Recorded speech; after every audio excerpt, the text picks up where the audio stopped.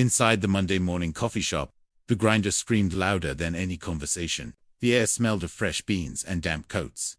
The usual Seattle winter blend. A blonde woman, in a tailored red coat, stepped to the counter, her hands moving in precise, graceful gestures, American Sign Language, asking for an oat milk latte, no sugar. The barista, a young man with a name tag, reading Tyler, stared blankly, then smirked. "Lady, if you can't talk, maybe you shouldn't order," he said, loud enough for the nearby customers to hear. A few chuckled. One woman whispered to her friend. No one moved to help. The woman, Vivian Rhodes, kept her expression neutral, the practiced mask of someone who had endured this many times before. Then a man in a worn apron walked forward. Daniel Brooks, 36, night shift barista and single father. He signed to the little girl beside him, Sophie, who was waiting for him to finish so he could walk her to school. "She's like me, Dad," Sophie signed back, her small face bright with recognition. Daniel turned to Vivian and signed. "What would you like?" Vivian's eyes widened in surprise, then softened. She signed her order again, slower, grateful. Daniel relayed it to Tyler, who rang it up without another word. While the drink was prepared, Sophie stepped closer and signed to Vivian. "You're beautiful." Vivian knelt down, signed back, "So are you," and a single tear slipped down her cheek. She wiped it away quickly, but Daniel saw it, the loneliness in that quiet moment of being understood. When the latte was ready, Vivian placed a business card on the counter, signed "Thank you," and walked out into the rain. Daniel picked it up. Vivian Rhodes, CEO, Oralis Technologies. The name hit him like a punch. The company that had taken Rachel from him. The company that had killed his wife and buried the truth. Daniel Brooks had once been a promising AI engineer. 3 years earlier, he and his wife Rachel had worked side by side in the industry, sharing a modest suburban house with their daughter Sophie, who was born profoundly deaf but whose laughter filled every room. Rachel had been brilliant, passionate about making technology safer. Daniel had specialized in predictive systems, traffic patterns, human behavior analysis. They believed in the good their work could do. Then came the accident. A self-driving car from Oralis Technologies malfunctioned on a rainy highway. Its software failed to detect stopped traffic ahead.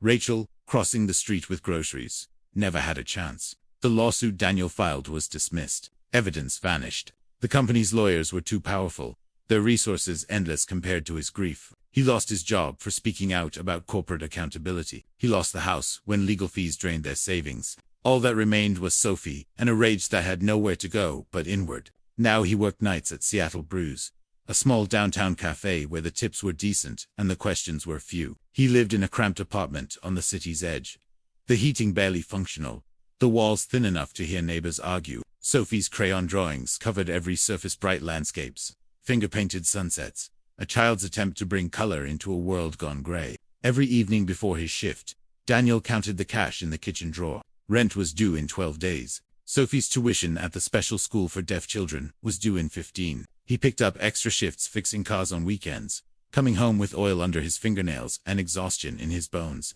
On his wrist he wore a silver bracelet engraved with 5 words. "Listen with your heart." Rachel had given it to him on his last birthday before she died, back when they still believed the world rewarded good people. He never took it off. The morning Vivian walked in, the rain was punishing. Not the soft Seattle drizzle, but a cold downpour that soaked everyone. Vivian stood out tall, composed, her blonde hair in a neat twist, a discreet hearing aid tucked behind her left ear. She had learned early that the world would not always be kind. Vivian had lost her hearing at 10. She remembered the explosion in her mother's lab, the sharp sound before the silence. Her mother died instantly. The blast shattered Vivian's eardrum and severed the nerves. Her father, Gregory Rhodes, founder of Oralis Technologies, taught her that power was the only voice people respected. He raised her to be untouchable, to never show weakness, to use wealth and control as armor. Vivian learned sign language in private, but refused to use it publicly. She spoke with perfect enunciation, wore expensive hearing aids, and built walls so high she forgot what vulnerability felt like. By 30, she had inherited the company, becoming exactly what her father designed, a CEO who never apologized, who commanded rooms with silence more than words. Loneliness seeped through the cracks anyway. At night, in her sterile penthouse, she removed her hearing aids and sat in the dark. The silence was not peaceful, it was empty. Daniel's pain was different, but the wounds were the same. Rachel had worked at Oralis on the autonomous vehicle division. She discovered a critical flaw in the navigation software miscalculated, stopping distances in wet conditions. She documented it, reported it, demanded a delay. Her supervisor, Marcus Hale, the coup, dismissed her as overly cautious. When she threatened to escalate, he reassigned her and buried the reports. 4 months later, the car failed. Rachel died. Marcus scrubbed her records, buried emails, paid off witnesses. The lawsuit collapsed. Daniel tried to keep working, but the anger followed him everywhere until his employers decided he was a liability. He vanished into low-age work, raising Sophie on stories and photographs of the mother who tried to speak up and was silenced. 2 days after the encounter, Vivian returned.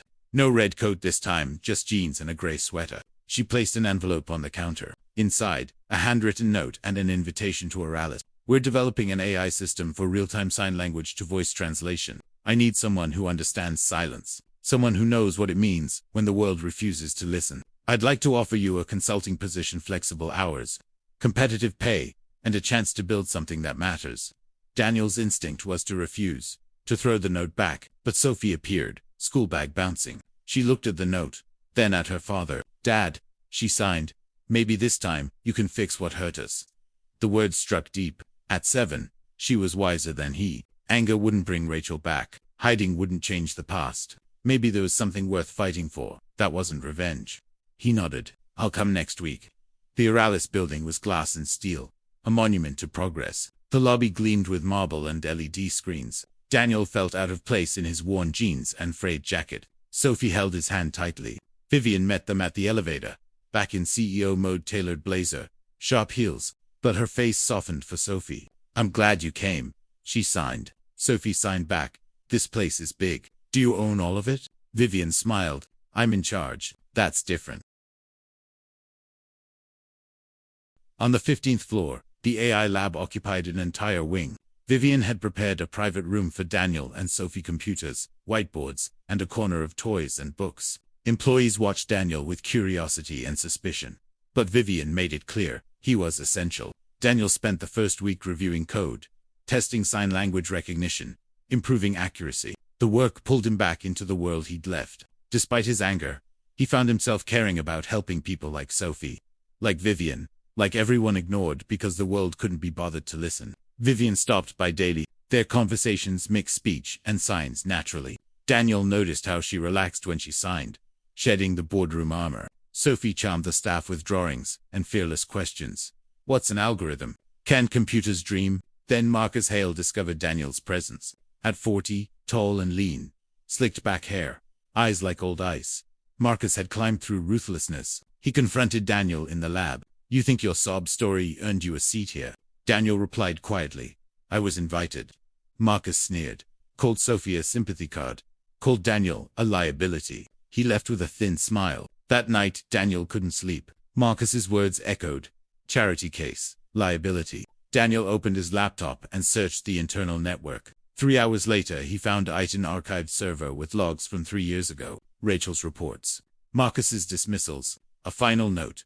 Bury this. No traces. Daniel's hands shook as he downloaded the files. This was the proof Marcus had covered up. He needed to show Vivian, but fear settled in. Marcus could bury it again, and Daniel had Sophie to protect. The next morning he showed Vivian. She read in silence, her face hardening. My father knew, she said quietly. He told Marcus to handle it. I didn't know the details, but I knew something was buried. I've always known. Daniel's anger flared. And you did nothing. Vivian's voice broke. I was 29 and terrified of disappointing him. I've hated myself for it every day. She wiped her eyes. I can't bring Rachel back, but I can make sure Marcus doesn't get away with it again. They spent 2 weeks building the case. Daniel worked late, cross-referencing files. Vivian contacted journalists and investigators, but Marcus moved faster. Rumors spread. Vivian was compromised, sleeping with a subordinate. The board demanded answers. Marcus played the loyal coup, suggesting Vivian needed a break. In a closed-door meeting, they gave her a choice. Step down temporarily, or face a no-confidence vote. She refused. They voted her out. That same day, Daniel was escorted from the building.